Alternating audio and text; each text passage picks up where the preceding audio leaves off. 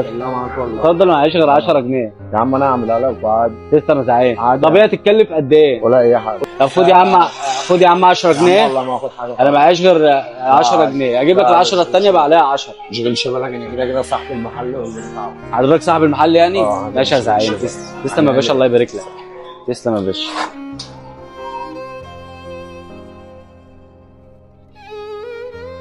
بقول لك ايه يا غالي، بعد اذنك ممكن بس توقف ثانيه؟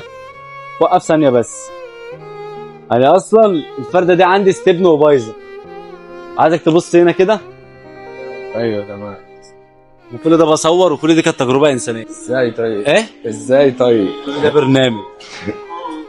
راجل محترم. طيب اعمل اللي انت عاوزه. مالك يا عم، انت زعلت ولا لا ايه؟ والله اصل انت يعني دخلت عليا فاللي انت عاوزه عادي. انا عطلتك عن شغلك، لا انا عادي اسف. والله اللي انت عاوزه. اول حاجه، تاني حاجه، انت راجل محترم وتستاهل كل خير والله. ان شاء الله.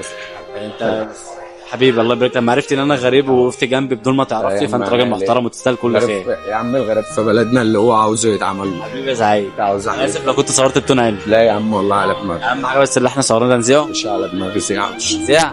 مكانك فين بقى؟ كان في مشعل قدام البنك الاهلي جنب سوق الجمعه بجوار بنزينات وطنيه. ماشي، رقمك كام؟ 010 28 56 2006.